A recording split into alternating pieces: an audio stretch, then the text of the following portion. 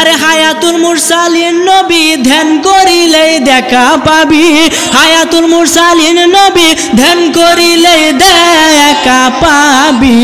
থাকতে সময় করো তার সাধনা ওরে, থাকতে সময় করো তার সাধনা, আশেক জনা নবীর এশকে হইয়া যাও গাফানা, তোমরা নবীর এশকে হইয়া যাও গাফানা, আশেক জনা নবীর এশকে হইয়া যাও গাফানা।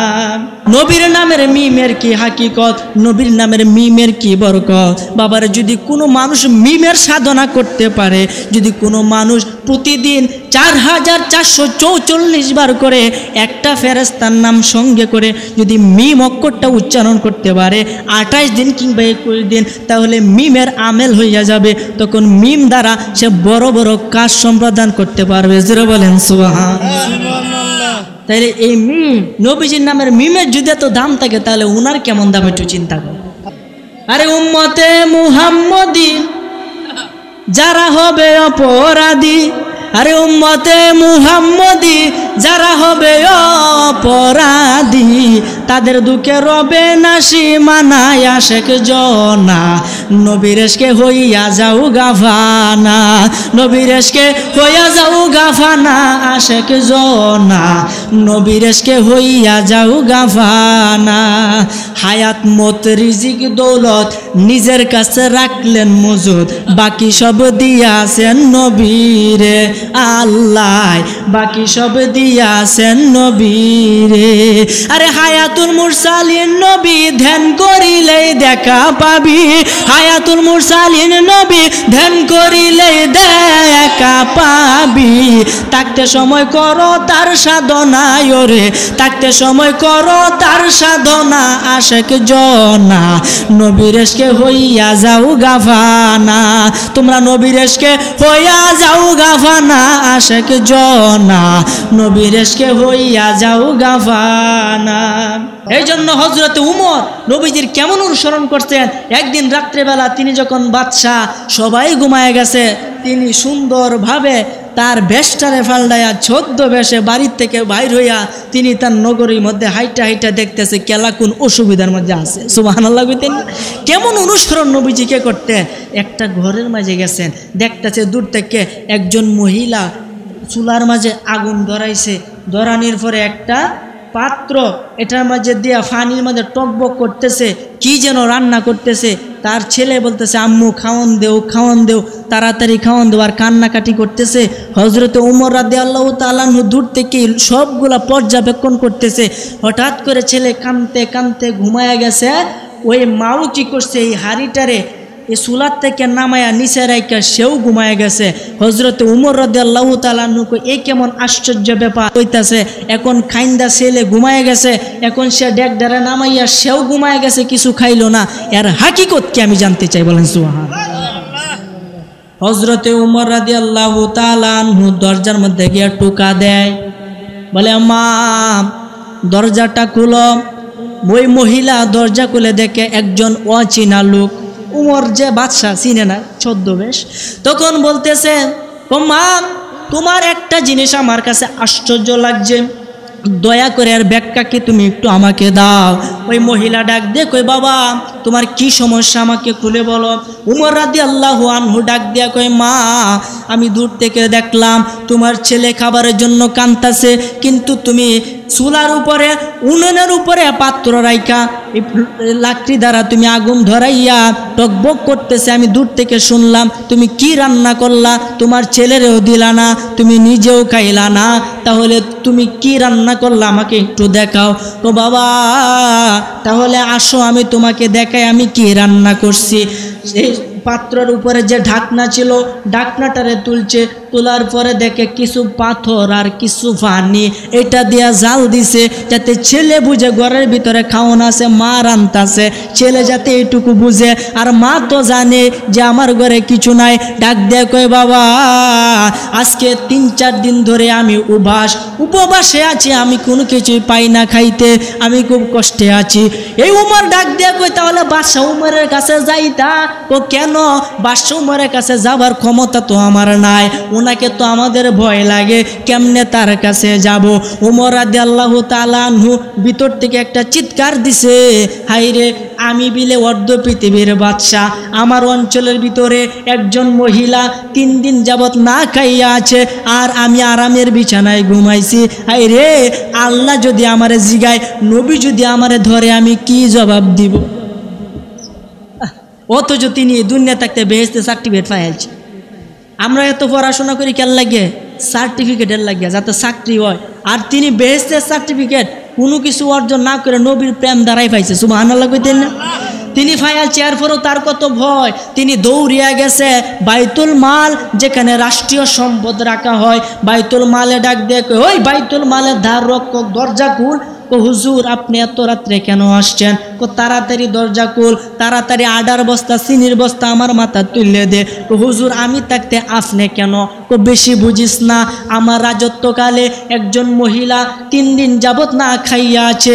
আমার নবী যদি আমাকে জিগায়, ওমর তুই যিনি বাদশাহী এইভাবে পালন করছস, একজনে না খায়া রয়েছে, তুই তো খায়া আসলে, তখন আমি কি জবাব দিব? এর প্রায়শ্চিত্তর জন্য আমি আমার মাথার মাঝে তুইলা, আমি আমার নিজ মাথার মাঝে তুইলা ওই মহিলার বাড়িতে খাবার পৌঁছে দিব। জোরে বলেন সুবহান। গোল্ড অফ মদিনা, সুন্নিয়তের অহংকার। আমাদের নবী যতক্ষণ পর্যন্ত বেহেশতে ঢুকবে না, পৃথিবীর কোনো নবী রাসূল এমনকি কোনো মানুষও বেহেশতে ঢুকতে পারবে। এই কারণে আমাদেরকে সেই নবীর উম্মত করেছেন, এবং সেই সাথে আমরা সেই নবীর উপরে কয়েক মর্তবা দুরূদ শরীফ পড়তে পেরেছি, এই জন্য বলি আলহামদুলিল্লাহ।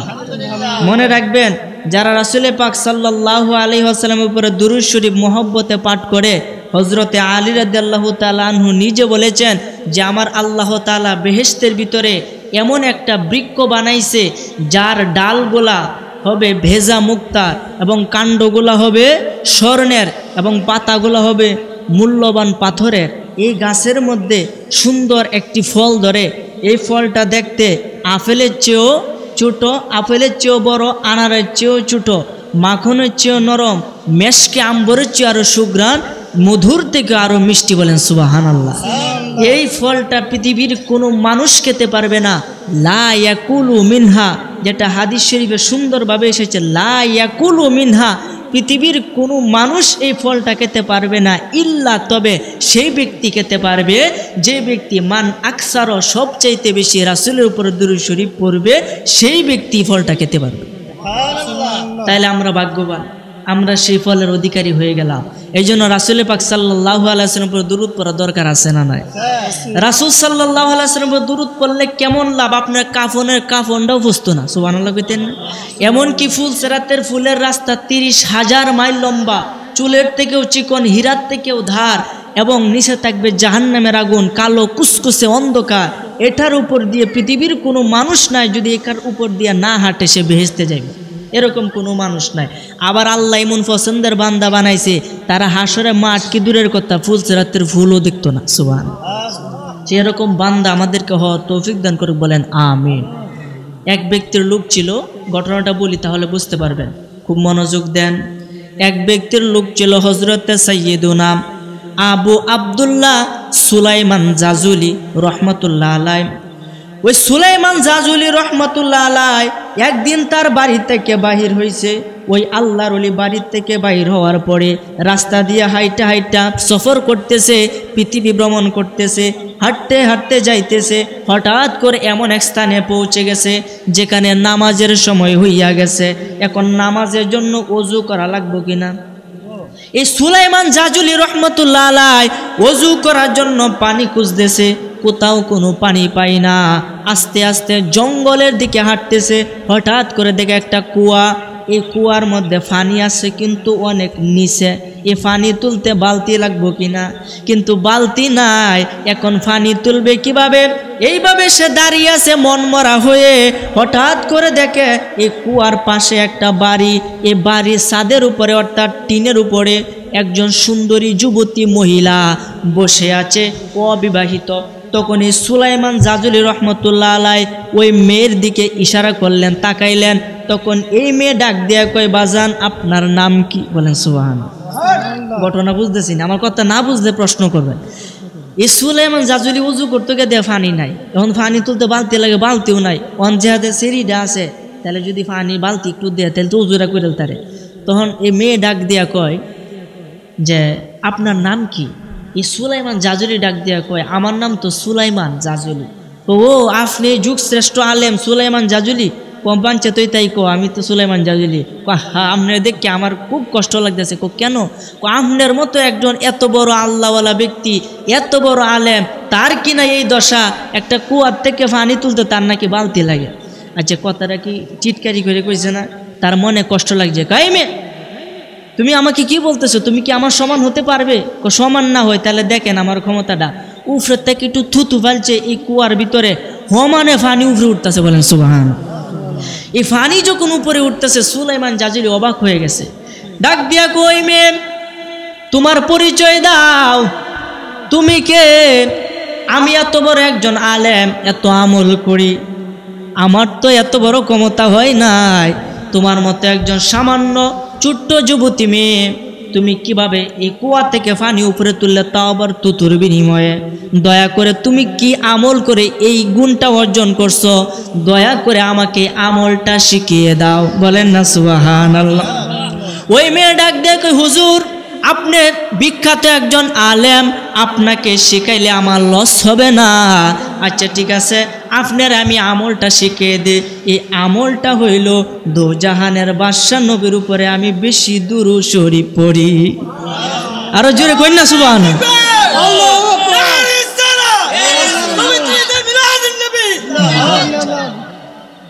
আমি রাসূলে পাক সাল্লাল্লাহু আলাইহি ওয়াসাল্লামের উপরে দুরূদ শরীফ পড়ি, এই কারণে আমার এই গুণ আল্লাহ তাআলা দিয়েছে। এই কথা শুনে সুলাইমান জাজুলি রহমতুল্লাহ আলাই ডাক দিয়া কই ওই মেয়ে আমি দুরূদ শরীফের অসংখ্য ফজিলত শুনেছি, কিন্তু তোমার মতো এত সুন্দর ভাষায় কেউ ফজিলত আমাকে বলতে পারে নাই। আজকে থেকে আমি দুরূদ শরীফ পড়ব এবং দুরূদের উপরে একটা কিতাব লিখব। বর্তমানে এই কিতাবটা শুধু বাংলাদেশ নয়, পৃথিবী বিখ্যাত কিতাব, নাম হলো দালাইলুল খয়রাত। জোরে বলেন সুবহানাল্লাহ। এই দালাইলুল খয়রাত রাসূলে পাক সাল্লাল্লাহু আলাইহি সাল্লামের দুরূদের উপরে তিনি লিখেছে। লেখার পরে কিছুদিন পরে তিনি ইন্তেকাল করেছে। ইন্তেকাল করার পরে তাকে সুস নগরীর মধ্যে তাকে দাফন করা হয়েছে।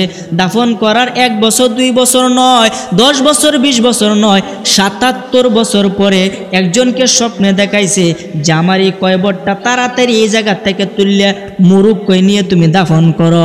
তার পরাণ মুরিদরে এই স্বপ্ন দেখানোর পরে সে স্বপ্নের ব্যাখ্যা বুঝে না। 2-3 বার স্বপ্ন দেখার পরে কবর থেকে তারে তোলা হয়েছে।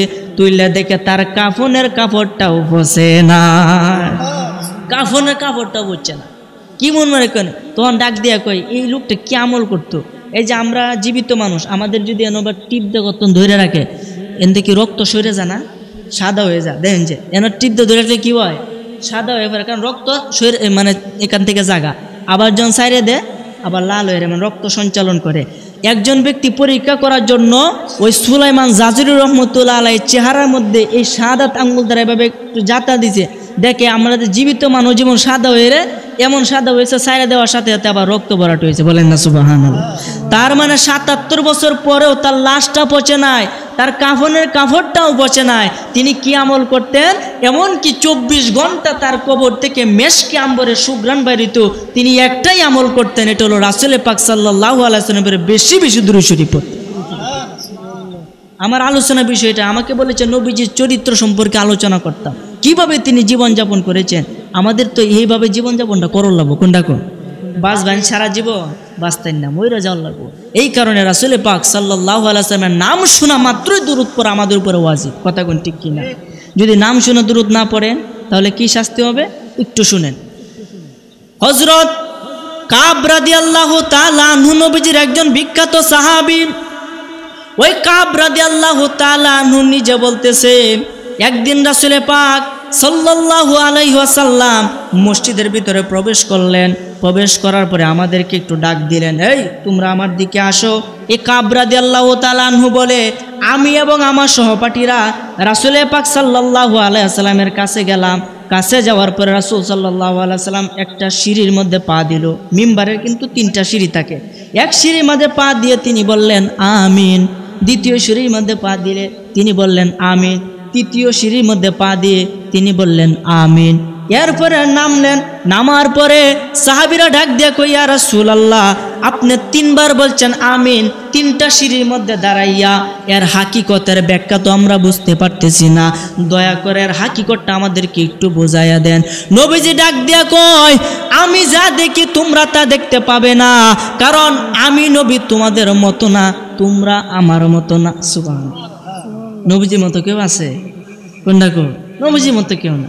এই কারণে নবীজি ডাক দিয়ে কই প্রথম সিঁড়িতে পা রাখার সঙ্গে সঙ্গেই হযরতে জিবরাইল আমিন আমার কানে কানে আয়সা বলতেছে ইয়া রাসূলুল্লাহ আল্লাহ আপনাকে সালাম দিয়েছে আর আমাকে এই দোয়া করতে বলছে যে কি, যে ব্যক্তি রমজান মাস পাইল অথচ রমজান মাস পাইয়া নিজের জীবনের সমস্ত গুনাহ খাতা ক্ষমা করাইতে পারল না, ওই ব্যক্তি ধ্বংস হোক, তার উপরে আল্লাহর গজব নাজিল হোক।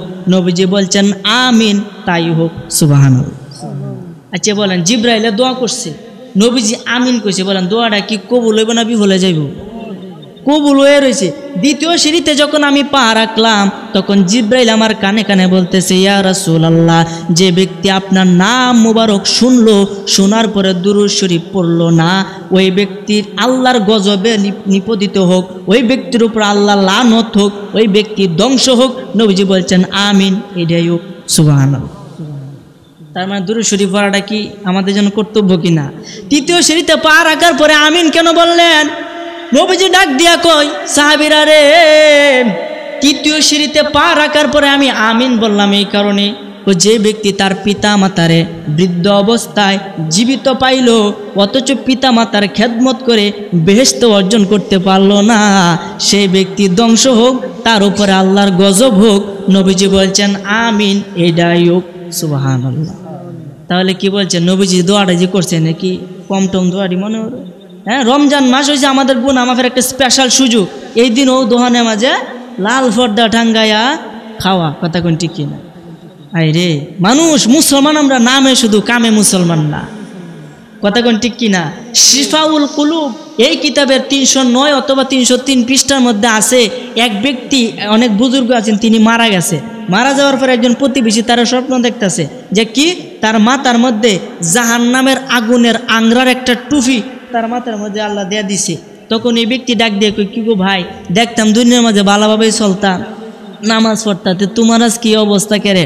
ওই ব্যক্তি ডাক দিয়ে কই ভাই দুঃখের কথা কি কইয়াম, আমার সমস্ত আমল, আমার শত মারেফত আছে আমার আল্লাহ কাইরে নিছে। ওইটার কারণ কি? আমি যখনই রাসূল পাক সাল্লাল্লাহু আলাইহি ওয়াসাল্লামের নাম শুনতাম তখন দুরূদ পড়তাম না। নাউজুবিল্লাহ। এই দুরূদ পড়া না পড়ার কারণে আমার পক্ষ থেকে, আমার মাথার থেকে সমস্ত ব্রেন উড়াইয়া এন এই জাহান্নামের আগুনে আংরা বয়া দিছে। বলেন এটা কি শাস্তি হয়েছে নাকি শান্তি হয়েছে? তাহলে এই শাস্তি কি আমরা পাইতাম চাই না? এই কারণে আসুন আমরা বেশি করে বেশি দুরূদ শরীফ পড়ব। আপনার টাকা দরকার, গাড়ি বাড়ি দরকার, ব্যবসা বাণিজ্য উন্নত নাই, টাকা পয়সা বেশি বাও নাই, আপনি দুরূদ শরীফের আমল শুরু করেন, দেখান টাকা করে দেয়। সুবহানাল্লাহ। বেশি বেশি দুরূদ শরীফ পড়বেন, তাও আবার ওই যে অবস্থায় হেঁটে হেঁটে নয়। হেঁটে হেঁটে দুরূদ পড়লে গরিবী হাল আসবে। এক জায়গার মধ্যে বৈশা পবিত্র অবস্থায় রাসূল পাক সাল্লাল্লাহু আলাইহি ওয়াসাল্লামের উপরে দুরূদ শরীফ পড়বেন, যে কোনো বিপদ থেকে আল্লাহ আপনাকে হেফাজতে রাখবে। বলেন সুবহানাল্লাহ। আর দুরূদ শরীফ না পড়লে কবরে একটা সাপ আসবে, এটা করে চিহ্নিত। হুজুর কোন সাপটা আইব, এটার পরে আমি মূল আলোচনায় ঢুকতেছি, একটু মনোযোগ দেন। কেউ খারাপ লাগতেছে আমাকে বলবেন খারাপ লাগে, যেহেতু গরম, আমার নিজেরই গরম লাগতেছে, আপনাদের তো বুঝতেই আছি। এই জন্য আমার ভাইরা, বাবারা, বন্ধুরা, এক ব্যক্তি মারা গেল, মারা যাওয়ার পরে তার জন্য খবর খনন করা হলো। এলাকাবাসী আসতেছে লোকটারে দেখার জন্য, দেখে লোকটার চেহারা তেমন বেশি ভালো না, তার জন্য কবর খনন করা হইল। এই কবর খনন করার পরে যখন লোকগুলা উঠে গেল, উঠে যাওয়ার পরে কবরের ভিতরে বিশাল কালো কুসকুসে একটা সাপ দেখা গেছে। 4-5 জন মিল্লা সাপটাকে মারবো এরকম সাহস নাই, এত বড় একটা বিশাল সাপ। বাবারে মনোযোগ দেন। এই লোকগুলা তাড়াতাড়ি কইরা এই কবরের ভিতরে তাড়াতাড়ি মাটি দিল, মাটি দিয়ে কবরটারে সাপ দিয়া আবার দূরে সরে গেল। দূরে সরে যাওয়ার পরে আরেক জায়গার মধ্যে তার জন্য আরেকটা কবরও বানাইলো। দেখা গেল ওই সাপটা ওই কবরের ভিতরে উপস্থিত হইয়া গেল। এই জায়গার মধ্যেও তাকে দাফন করা না হইলে আরেক জায়গার মধ্যে আবারও কবর খনন করা হলো। কবর খনন করার পরে দেখা গেছে বিশাল বড় কালো কুসকুসে ওই সাপটা ওই কবরের মধ্যে পৌঁছে গেছে। তখন আমার আল্লাহ সাপের জবান কইলা দিছে, সাপে ডাক দেখে, ওই মূর্খ মানুষগণ, আমার কথা শুনে রাখ, তোরা পৃথিবীর যেই জায়গার মধ্যে ওই ব্যক্তির জন্য কবর খনন করস না কেন গো, আমি সাপ ওই কবরে গিয়া তাকে দংশন করব। লোকগুলা সুযোগ পাইছে, ডাক দিয়া কই, ওই সাপ তুই কেন বারবার ওই লোকটার কবরের ভিতরে উপস্থিত হইতেছিস, এর হাকিকতটা আমাদেরকে জানাইয়া দে। ওই সাপ ডাক দিয়া কয়, ভাই তাহলে আমার কথা শুনে রাখো, আমি সাপ এতই বিষাক্ত, যদি আমার একটা ফোঁটা বিষ পৃথিবীর কোনো জায়গার মধ্যে পড়ে, পুরা পৃথিবীর মধ্যে কোনো সবুজ গাছ হইতো না। নাউজুবিল্লাহ কয়, আমি তারে কামড়াইয়াম। কয়ের কারণ কি? কয়ের কারণ একটাই, তিনি যখন রাসূলের নাম শুনতো সে দুরুদ পড়তো না। সুবহানাল্লাহ, তিনি দুরুদ পড়তো না। তাহলে বুঝেন দুরুদের কত ফজিলত, কি কয়া, মানে দুরুদের ফজিলত পড়লে মনে হয় সারা জীবন দুরুদের ভিতরে ঢুকে তাই, বলেন না সুবহানাল্লাহ। নবীজি বলছেন, যে ব্যক্তি 50 বার কমপক্ষে দুনিয়ার মধ্যে দুরুদ শরীফ পড়বো, হাসরের ময়দানে lakh lakh crore crore million trillion billion মানুষের ভিতর থেকে আমি নবীজি তারে খুঁজে তার হাতে ধরে মুসাফা করা। এমনকি পৃথিবীর কোনো মানুষ যদি কমপক্ষে 500 বার দুরূদ শরীফ পড়ে, তাহলে সে কেমনে বেহেশতে বেড়ে, হ্যাঁ চিন্তা না, আমি নবীজি চিন্তা। সুবহানাল্লাহ। এমনকি নবীজি এটাও বলেছেন, পৃথিবীর কোনো মানুষ যদি কমপক্ষে 1000 বার প্রতিদিন আমার উপরে দুরূদ শরীফ পড়ে মরতে পারে, তাহলে সে ততদিন মরবে না যতদিন তার বেহেশত নিজে না দেখবে। তাহলে বলেন এত ফজিলত আমরা সেই নবীজিকেই তোয়াক্কা করি। আল্লাহ যেন আপনাকে আমাকে সেই নবীর পরিপূর্ণ সুন্নত মোতাবেক জীবনযাপন করার তৌফিক দান করে, বলেন আমিন। যাই হোক, নবীজি কি আল্লাহর প্রেমে পাগল ছিল কিনা বলেন? কথা কন না কেরে, নবীজি কি আল্লাহর প্রেমে পাগল ছিল কিনা? আল্লাহ জিকির করছে কিনা? তো নবীজিকে যদি আপনি অনুসরণ করেন তাহলে তো আল্লাহ জিকিরও করা লাগে কিনা? অবশ্যই করা লাগে, কারণ কুলুবুল মুমিনিনা আরশুল্লাহ, মুমিনের কলবটা আল্লাহ পাকের আরশ, সেই আরশের ভিতরে আল্লাহ বইয়া থাকে। এটার একটা দরজা আছে, দরজার মধ্যে শয়তান বইয়া থাকে। আজকে আমাকে যে বিষয় দিয়েছে, এই বিষয়টা হলো রাসূল সাল্লাল্লাহু আলাইহি সাল্লামের জীবনী, অর্থাৎ তিনি কিভাবে জীবনযাপন করেছেন, তার অনুসরণ আমরা কিভাবে করব, কিভাবে তার অনুসরণ করতে উৎপত্তি আমাদের অর্জন হবে, আমাদের ব্রেন কখন জাগ্রত হবে, এই বিষয়ে কিছু কথা। আপনাদের কি খারাপ লাগতেছে? একটু মনোযোগ দেন, আমি আপনাদেরকে বেশিক্ষণ সময় কষ্ট দিব না। আমার পরবর্তী বক্তা আসার সঙ্গে সঙ্গে আমি মাইক ছেড়ে দেবো ইনশাল্লাহ। তো আপনারা একটু মনোযোগী হন, কেউ উঠা বসা করবেন না। আল্লাহ পাক আপনাকে আমাকে বানাইয়া এই দুনিয়ার মধ্যে দিছেন পাঠাইয়া। একদিন এই দুনিয়াও থাকবে না, আপনিও থাকবেন না, আমিও থাকবো না। আমাদের শ্বাস প্রশ্বাস বন্ধ হয়ে যাবে, সেকেন্ডের ভিতরে আমরা লাশে পরিণত হব। এই লাশে পরিণত হওয়ার আগে নবীজি বলেছেন, সেই ব্যক্তি হলো জ্ঞানী যে দুনিয়ায় থাকতে পরকালের ফাতিহা সংগ্রহ করল। সুবহানাল্লাহ। এই কারণে নবীজিকে অনুসরণ আমাদের করতেই হবে, যে অনুসরণ করে এই সমগ্র পৃথিবী রাষ্ট্র শাসন করছে হযরতে উমর রাদিয়াল্লাহু আনহু, বলেন না সুবহান, অর্ধ পৃথিবী, কতখানি অর্ধেকটা পৃথিবী তিনি কি করছেন? শাসন করছেন। আর চিন্তা করেন, আমরা একটা সুডুমুডুনি বাংলাদেশ, এটা শাসন করতে কত দুর্নীতি, কত সাদাবাজি, কত কিছু আছে কিনা বাংলাদেশের ভিতরে আছে।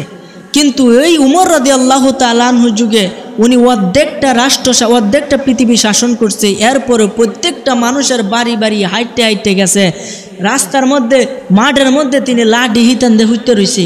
এরপরে তারা মারার কোনো লোক নাই, কেন? সে ছিল ন্যায়পরায়ণ, বলেন সুবহানাল্লাহ। তিনি নবীজির অনুসরণ করতেন, তিনি দিন হলে রাষ্ট্রের কাজ পরিচালনা করতেন, রাত্র হলেই ছদ্মবেশে বাহির হয়ে যেতেন। কেলা কোন অসুখে আছে, কেলা কোন দুর্ভোগে আছে, কে কত কষ্ট পাইতেছে এটা দেখতে পারেন। সুবহানাল্লাহ। একদিনকার ঘটনা, হযরতে উমর রাদিয়াল্লাহু তাআলা আনহু কেমন লোক ছিল একটু চিন্তা করেন রে বাবা। হযরতে উমর রাদিয়াল্লাহু তাআলা আনহু এতই ক্ষমতাবান ছিল, উনি যে রাস্তা দিয়ে হাইটা যাইতেন 40 দিন পর্যন্ত শয়তান ওই রাস্তা দিয়ে হাইটা যাইতো না। সুবহানাল্লাহ। 40 দিন পর্যন্ত শয়তান ভয় পাইত। এই কারণে আমাদের বুজুর্গানে দিন তদবিরের কিতাবের মধ্যে লেখা হয়ে গেছে, যদি কোনো মানুষের স্বপ্ন দোষ হয়, স্বপ্ন দোষটা হয় শয়তানের পক্ষ থেকে। অনেকের হয় কি হয় না, এটা খারাপ না, মূলত আমাদের বিজ্ঞানের সায়েন্সে যেটা বলে, এটা যদি আপনার ভিতরের এটা যদি বাইরে যা তখন এটা স্বপ্ন দোষের মাধ্যমে বাহির হইয়া আসে, তখন গোসল করা ফরজ হইয়া পড়ে।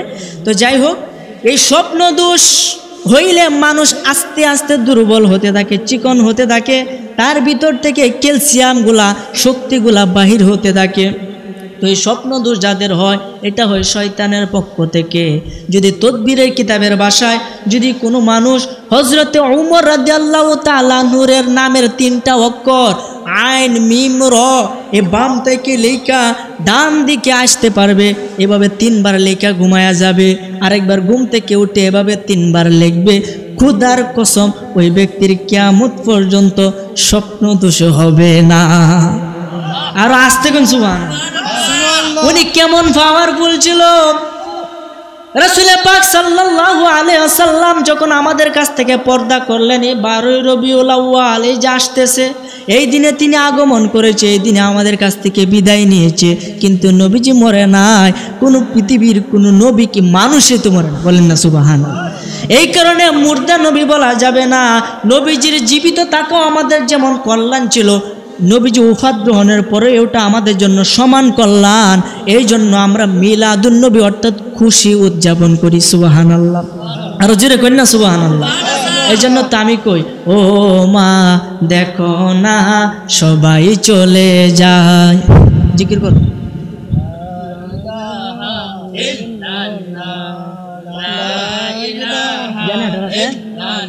জেনারেটর আছে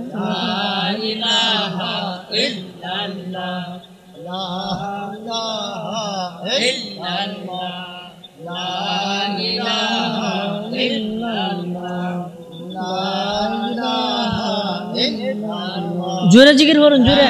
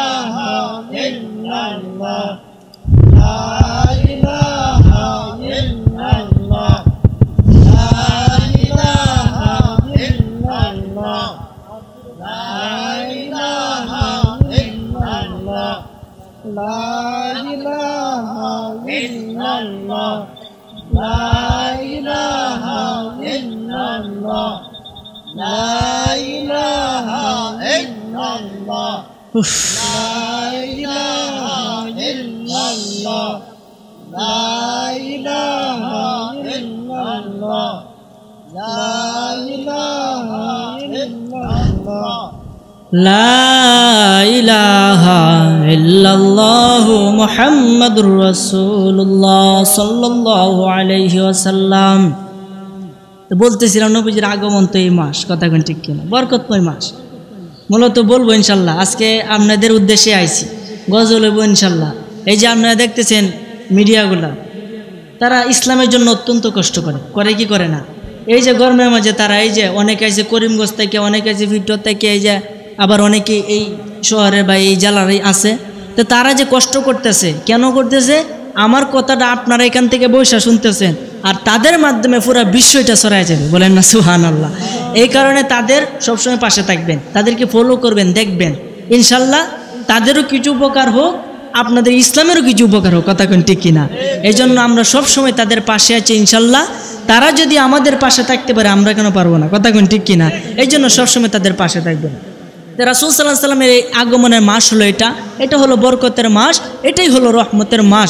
রাসূল পাকের যুগে রাসূল পাক সাল্লাল্লাহু আলাইহি ওয়াসাল্লাম 12 রবিউল আউয়াল সোমবার দিনে এই দুনিয়ায় আসার কারণে ওই সময়ে যত মা গর্ভধারিণী ছিল প্রত্যেকের গর্ভ থেকে নবীজির উসিলায় সবাইরে ছেলে সন্তান বানাইয়া দুনিয়াতে পাঠাইছিল। বলেন সুবহানাল্লাহ। এটা কাসাইসুল কুবরা ইমাম জালালউদ্দিন সুয়ুতি রহমতুল্লাহ আলাই প্রথম খণ্ডের 80 পৃষ্ঠার মধ্যে সুন্দরভাবে লিখছে। বলেন না সুবহানাল্লাহ।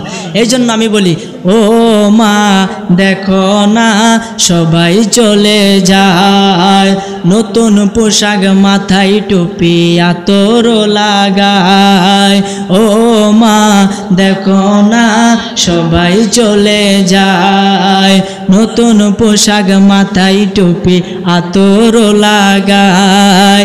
যাব আমি তাদের সাথে জুলুসে, যাব আমি তাদের সাথে জুলুসে, ধরার বুকে নূর নবীজি তাশরিফ এনেছে মা, ধরার বুকে তাশরিফ এনেছে।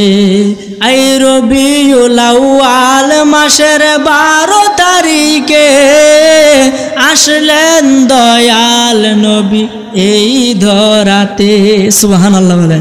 রবিউল আউয়াল মাসের 12 তারিখে আসলেন দয়াল নবী এই ধরাতে, আসলেন মায়ার নবী এই ধরাতে। সেই নবীজির আওলাদ নাকি, সেই নবীজির আওলাদ নাকি বাংলায় এসেছে, ধরার বুকে নূর নবীজি তাশরিফ এনেছে মা, ধরার বুকে। আই গোসল করাই দেন না মাগো পরাই পাঞ্জাবি, সে তাই গিয়ে আসবো দেখে আওলাদে নবী। আরে সে তাই গিয়ে আসবো দেখে আওলাদে নবী। গোসল করাই দেন না মাগো পরাই পাঞ্জাবি, সে তাই গিয়ে আসবো দেখে আওলাদে নবী। আরে সে তাই গিয়ে আসবো দেখে আওলাদে নবী। চেহারা তাহার দেখতে মা, চেহারা তাহার দেখতে আশাক ছুটে চলেছে, ধরার বুকে মায়ার নবী তাশরিফ এনেছে মা, ধরার বুকে দয়াল নবী তাশরিফ। বাজান আকাশ বাতাস খুশি নবীর আগমনে, নারায়ে রিসালাত স্লোগান তুলবে ময়দানে। ঠিক না বেঠি? যাইবেন কিনা আপনারা? ইনশাল্লাহ। আরে আকাশ বাতাস খুশি নবীর আগমনে, নারায়ে রিসালাত স্লোগান তুলবে ময়দানে। আরে নারায়ে রিসালাত স্লোগান তুলবে ময়দানে। মনের স্বাদ মিটবে মা, মনের স্বাদ মিটবে মাগো গেলে জুলুসে, ধরার বুকে দয়াল নবী তাশরিফ এনেছে মা, ধরার বুকে জিন্দা নবী তাশরিফ এনেছে মা, ধরার বুকে মায়ার নবী তাশরিফ এনেছে। ও মা দেখো না সবাই চলে যায়, নতুন পোশাক মাথায় টুপি আতর লাগায়। ও মা দেখো না সবাই চলে যায়, নতুন পোশাক মাথায় টুপি আতর। যাব আমি তাদের সাথে জুলুসে, বলেন যাব আমি এই জুলুসে, ধরার বুকে মায়ার নবী তাশরিফ এনেছে মা, ধরার বুকে তাশরিফ এনেছে। জোরে বলেন না সুবহানাল্লাহ, আর আওয়াজ করে বলেন না সুবহানাল্লাহ। আমার ভাইরা বাবারা বন্ধুরা, নবীজির আগমনের কথা যদি আমি বলি সারা রাত্র বললে এর ফজিলত শেষ হবে না রে বাবা। নবীজির আগমনকালে এত আশ্চর্য রকমের কারামত ঘটেছিল রে বাবা। তখন আরবের অবস্থা তেমন ভালো ছিল না, মানুষ খেতে পারত না, ক্ষেতের মাঝে ফসল হইতো না, মানুষ অনাহারে জীবনযাপন করত, খুব কষ্টে তাদের জীবন অতিবাহিত হয়েছিল। এই মুহূর্তে কুসংস্কারে এই পুরা আরব রাজ্য ভরে গিয়েছিল, মানুষ মূর্তি পূজা শুরু করেছিল, অন্ধকার আচ্ছন্ন, তাদের কলবটা তাদের দেহটা পুরাটাই অন্ধকারে নিমজ্জিত ছিল। কুসংস্কারে বিশ্বাস করত, মেয়ে লোকরে জীবিত কবর দিত, মেয়েদের কোনো সম্মান ছিল না, তারা কোনো সম্পত্তির ভাগ পাইত না। এই মুহূর্তে ওই জায়গার মধ্যে একজন নবী পাঠানো খুবই দরকার ছিল। তখন আমার আল্লাহ দু জাহানের বাদশা নবী, পাপি তাপি উম্মতের কান্ডারি নবী, দয়াল নবী, মায়ার নবীকে মায়া কইরা আমাদের জন্য এই 12 রবিউল আউয়াল সোমবার দিনে এই দুনিয়ার মধ্যে যখন পাঠাইবে, রাত্র আর দিনে লাগছে কাজ্জা। রাত্র ডাক দিয়া কয়, মাওলা তোমার নবীরে আমি রাত্রের মধ্যে পাঠাইবা যাতে আমি রাত্র ধন্য হইয়া যায়। দিনে ডাক দিয়া কয়, মাওলা তোমার নবীরে দিনের মধ্যে পাঠাইবা যাতে আমি দিন খুশি হইয়া যায়, আমি দিন ধন্য হইয়া যায়। এখন আমার আল্লাহ দুইজনে প্রভু, রাত্রেরও মাবুদ দিনেরও মাবুদ। এখন নবীজিরে যদি রাত্রে ফাড়া দিনে বেজার হবে, দিনে ফাড়াইলে রাত্রে বেজার হবে। তখন আমার আল্লাহ সুন্দরভাবে সুবহে সাদিকের সময়ে, অর্থাৎ না দিন না রাত, যখন একটু একটু ফসল, একটু একটু অন্ধকারও আছে, ফর্সাও আছে, এই মুহূর্তে নবীজিকে দুনিয়ার মধ্যে পাঠাইছে। এতে উভয় পক্ষ খুশি হইয়া গেছে।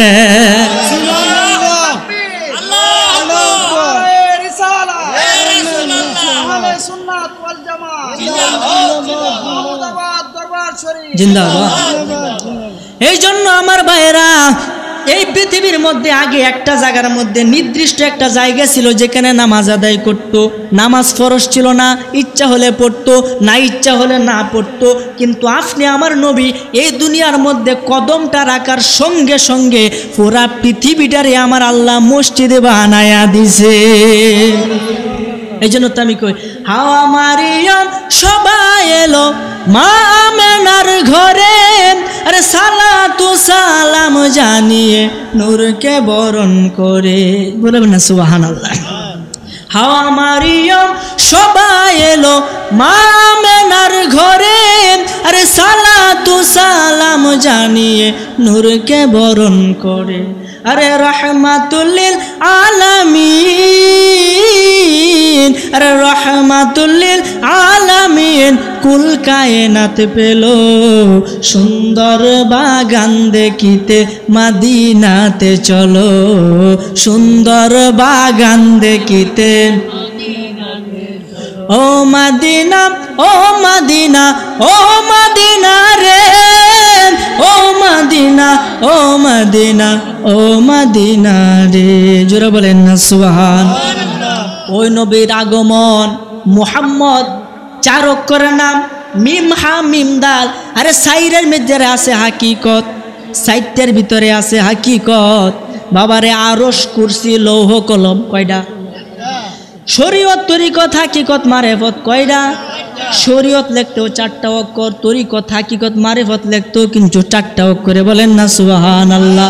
কাদরিয়া, চিস্তিয়া, নকশবন্দিয়া, মুজাদ্দিদিয়া কয়টা হইল? 60 তরিকা বাবারে। 4 জন ইমাম, হজরতে আবু হানিফা, হজরতে ইমাম আহমদ, হজরতে ইমাম মালিক, ইমাম শাফি রহমতুল্লাহ আলাইহি। কথা কোন ঠিক কিনা? 60 জন খলিফা, হজরতে আবু বকর রাদিয়াল্লাহু তাআলা আনহু, হজরতে উমর রাদিয়াল্লাহু তাআলা আনহু, হজরতে উসমান, হজরতে আলী রাদিয়াল্লাহু তাআলা আনহু। খলিফা কয়জন? এই জন্য নবীজির নাম মিম হা মিম দাল 4 অক্ষরের নাম। এই জন্য সমস্ত মানে আমাদের গুরুত্বপূর্ণ জিনিসগুলা হলো 4টা। কথা বলেন ঠিক কিনা? এই জন্য আমার ভাইরা বাবারা বন্ধুরা, মুহাম্মদ মিম দ্বারা শুরু। এই জন্য মসজিদ মিম দেয়, মাদ্রাসা মিম দেয়, মুফতি মিম দেয়, মুনাজের মিম দেয়, মুফাসসির মিম দেয়, মুকাব্বির মিম দেয়, মিম্বার মিম দেয়। কথা বলেন ঠিক কিনা? এই জন্য আমার ভাইরা বাবারা বন্ধুরা, নবীর নামের মিমের কি হাকিকত, নবীর নামের মিমের কি বরকত। বাবারা, যদি কোনো মানুষ মিমের সাধনা করতে পারে, যদি কোনো মানুষ প্রতিদিন 4444 বার করে একটা ফেরেশতার নাম সঙ্গে করে যদি মিম অক্ষরটা উচ্চারণ করতে পারে 28 দিন কিংবা 21 দিন, তাহলে মিমের আমেল হইয়া যাবে। তখন মিম দ্বারা সে বড় বড় কাজ সম্পাদন করতে পারবে। জোরে বলেন সুবহানাল্লাহ। তাইলে এই মিম, নবীজির নামের মিমের যদি এত দাম থাকে, তাহলে উনার কেমন দাম একটু চিন্তা করো। আর আমরা উনার উম্মত হয়ে রাস্তাঘাটে বৈশা শ্বাসটলে বই আড্ডা দেই, বিড়ি সিগারেট খায়, এর বদলাম হের বদলাম, আমরার মুখে অলরেডি করতেই তাই। এটাই কি নবীজির আদর্শ? এই নবী আমাদের জন্য কত কষ্ট করছে, আর আমরা তাদের জন্য কোনো কিছু, আমি তার জন্য কোনো কিছু করতে পারি না। কথা কোন ঠিক কিনা? মনে রাখবেন, উম্মতে মুহাম্মদের মধ্যে যদি আপনি অপরাধী হইয়া যান, আপনার কপালে শনি, জীবনে শনি উদ্ধার করতে পারবেন না। কথা কোন ঠিক কিনা? আরে উম্মতে মুহাম্মদী যারা হবে অপরাধী, আরে উম্মতে মুহাম্মদী যারা হবে অপরাধী, তাদের দুঃখে রবে না সীমানা, আশেক জনা নবীরেশকে হইয়া যাও গাফানা, নবীরেশকে হইয়া যাও গাফানা, আশেক জনা নবীরেশকে হইয়া যাও গাফানা। হায়াত মত রিজিক দৌলত নিজের কাছে রাখলেন মজুদ, বাকি সব দিয়াছেন নবীরে আল্লাহ, বাকি সব দিয়াছেন নবীরে। আরে হায়াতুল মুরসালিন নবী ধ্যান করিলেই দেখা পাবি, হায়াতুল মুরসালিন নবী ধ্যান করিলেই দেখা পাবি। থাকতে সময় করো তার সাধনা, ওরে থাকতে সময় করো তার সাধনা, আশেক জনা নবীরেশকে হইয়া যাও গাফানা, তোমরা নবীরেশকে হইয়া যাও গাফানা, আশেক জনা নবীরেশকে হইয়া যাও গাফানা। নবুয়তের শেষের দিকে সাহাবীদের বললেন ডেকে, হযরত আলী এলেমের দরজা, নবী বলছেন হযরত আলী এলেমের দরজা। আনা মাদিনাতুল ইলম ওয়া আলী বাবুহা, বলেন না সুবহানাল্লাহ। হযরত আলী কয় নবীর সাথে দেখা করবা একবার, আমি আলীর সাথে দেখা হবে দুইবার। সুবহানাল্লাহ। সমস্ত সাহাবীরা কইছে, এটা কি আলী, তুমি কি নবীতে বড় হয়েছো গা, বিচার হবে তোমার ওই কাঠগড়ার মধ্যে, লইয়া গেছে গা ওই বিচার কাঠগড়ার মধ্যে আলীরে লইয়া। নবীজিরে ডাক দেখো, ইয়া রাসূলুল্লাহ, আলী কই আপনার সাথে দেখা বিলে একবার, আলীর সাথে বিলে দুইবার, আলী কি আপনার থেকে বড় হয়ে গেছে গেলে কি? তখন আলীরে নবীজি জিজ্ঞাসা, এই আলী তুমি কি কও? নবীজি আমনে যেটা কইছে আমি তুই এটাই কই। কেমনে? আমনে বলছেন আনা মাদিনাতুল ইলম ওয়া আলী ও বাবুহা, আমি যদি এলেমের শহর হই, আলী হলো সেই শহরের দরজা। এখন দরজা দিয়ে আপনার সাথে দেখা করবে, আবার দরজা দিয়ে বের হবে, একবার যাওনের সময় দেখা হবে, আবার আউনের সময় দেখা হইব। সুবহানাল্লাহ।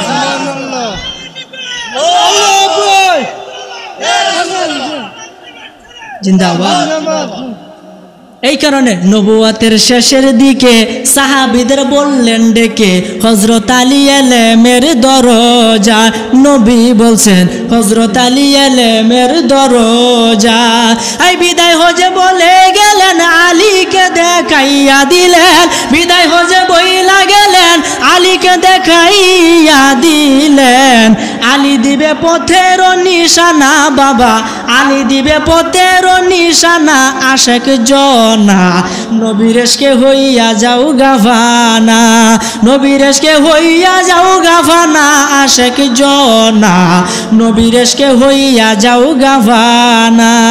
স্বয়ং আল্লাহ তাআলার মুখের বাণী, খুলে দেখো কুরআন খানি, সূরা মাইদার আয়াত ৩৩, হায় রে সূরা মাইদার আয়াত ৩৩। আল্লাহ তাআলার মুখের বাণী, খুলে দেখো কুরআন খানি, সূরা মাইদার আয়াত ৩৩। হাশেম বলে উসিলা বিনে অদম খলিল বলে উসিলা বিনে কে তোরা বেশেষ নিদানে, এই অধম বলে উসিলা বিনে কে তোরা বেশেষ নিদানে, নবীর সাথে রাখলে না দেনা আশেক জনা, নবীর এশকে হইয়া যাও গাফানা, তোমরা নবীর এশকে হইয়া যাও গাফানা আশেক জনা, নবীর এশকে হইয়া যাও গাফানা।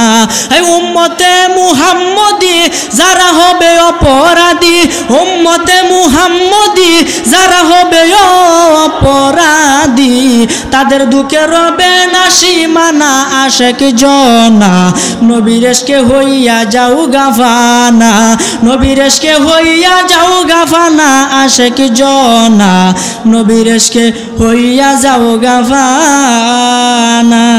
জোরে বলেন সুবহানাল্লাহ। সে নবীর প্রেমে আমরা পড়তে চাই কিনা বলেন? কেলা কেলা চাই না, একটু আতুডায় চাই, এটা হলে উসে নাই তো আমরা জুসি উঠতে উঠছি। বাজান আমি কিন্তু আপনাদেরই সন্তান, আমি আপনাদের দুয়ায় বিভিন্ন জায়গার মধ্যে ওয়াজ নসিহত করি, আমার এত যোগ্যতা নাই, তবে যোগ্যতা থাকলেই আলেম হওয়া যায় না যদি নবীর মুহাব্বত অন্তরে না থাকে। কথা কোন ঠিক না? আরে কোরআন হাদিস পড়লে সবাই আলেম তো হয় না, আরে কোরআন হাদিস পড়লেই সবাই আলেম তো হয় না, এই নবীর প্রেমে মজল যারা তারাই মাওলানা। সুবহানাল্লাহ। আপনিও মাওলানা যদি নবীর প্রেম আপনার ভিতরে থাকে। তিন ভাতা পড়ছুন না, কোনো ভয় নাই, নবী যদি আপনারা টাইনিয়া নে, এই আলেম যদি দূরা সরায় নে, আলেমের থেকে আপনি তো বালা। আলেম হতে হবে আলেমের মতো। আলেম কারা? যারা জ্ঞানী, জ্ঞানী কারা? যারা দুনিয়ায় থাকতে পরকালে ফাতিহ সংগ্রহ করে। পরকালে ফাতিহ হলো নবীর দুরূদ, নবীর অনুসরণ। বলেন সুবহানাল্লাহ। এই জন্য হযরতে উমর নবীজির কেমন অনুসরণ করতেন। একদিন রাত্রেবেলা তিনি যখন বাদশাহ, সবাই ঘুমায় গেছে, তিনি সুন্দরভাবে তার বেশটারে ফাল্ডাইয়া 14 বেশে বাড়ির থেকে বাইর হইয়া তিনি তার নগরীর মধ্যে হাইটা হাইটা দেখতেছে কেলা কোন অসুবিধার মধ্যে আছে। সুবহানাল্লাহ। কেমন অনুসরণ নবীজিকে করতেন। একটা ঘরের মাঝে গেছেন, দেখতেছে দূর থেকে একজন মহিলা চুলার মাঝে আগুন ধরাইছে, ধরানোর পরে একটা পাত্র এটার মাঝে দিয়া পানির মাঝে টকবক করতেছে, কি যেন রান্না করতেছে। তার ছেলে বলতেছে আম্মু খাওয়ান দেও, খাওয়ান দেও, তাড়াতাড়ি খাওয়ান দেও, আর কান্নাকাটি করতেছে। হযরতে উমর রাদিয়াল্লাহু তাআলা আনহু দূর থেকে সবগুলা পর্যবেক্ষণ করতেছে। হঠাৎ করে ছেলে কাঁদতে কাঁদতে ঘুমায়া গেছে। ওই মাও কি করছে, এই হাড়িটারে এই চুলার থেকে নামায়া নিচে রাইকা সেও ঘুমায় গেছে। হযরতে উমর রাদিয়াল্লাহু তাআলা আনহু এই কেমন আশ্চর্য ব্যাপার হইতাছে।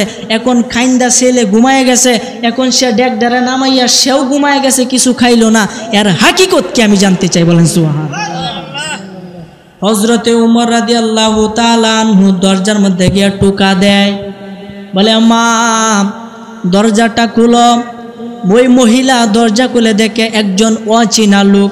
উমর যে বাদশাহ চিনে না, ছদ্মবেশ।